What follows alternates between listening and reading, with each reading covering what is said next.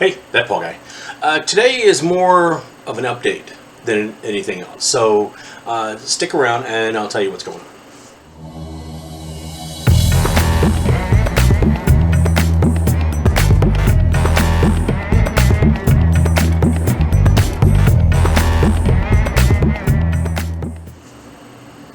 Okay, so I wasn't going to do this video at all because I'm in the middle of redoing a bunch of benchmarks and all that. But I toiled with this and I tried to figure out, and I've changed direction a little bit, changed my mind a little bit. And I think that instead of trying to get a whole lot of new hardware that is so hard for everybody to get, I'm trying to focus right now, in the meantime, on things that people can get. Stuff like the Ryzen 5 5600G or an older GPU like, you know, a 1030 or something like that. Maybe even if I can get a hold of a 1050 or something. Try to focus on those things and let you guys know if you are ending up and having to be upgrading an older computer or something where, you know, you want to do something, you want to tinker with something, but right now you can't get a hold of parts or you've almost just given up on it.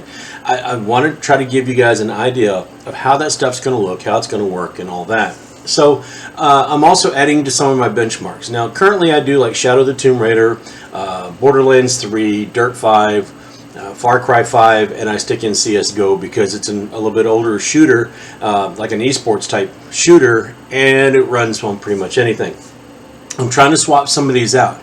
I'm going to do Forza Horizon 4, which is probably going to take the place of Dirt 5. Dirt 5 is a little bit harder to run on some machines, and Forza Horizon 4 is just graphically, it's a gorgeous game, it sounds great, and a lot of times it runs a little bit easier. And so we're going to kind of test that out, and if that does perform a little bit better and it's more of a measure of the type of game you guys can enjoy and play, then I would rather have that in there. Not that I don't like Dirt 5, I do, and I think it's a good benchmark, but it is a little bit more brutal, and it does heat up systems a little bit more, and it does tax them a little bit more. Another one is World War Z. I think that's a pretty easy one to run, and that's just something that I can kind of stick in there. And then Horizon Zero Dawn, which another beautiful game that really I think would give a good indication of how maybe these older games would run.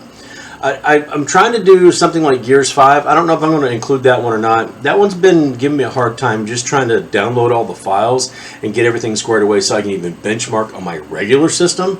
And I already had the game installed. So for some reason I didn't have the benchmark portion or the accessories or extras or whatever downloaded, and it actually caused more problems than it was worth. So I'm probably going to stick to the three that I mentioned.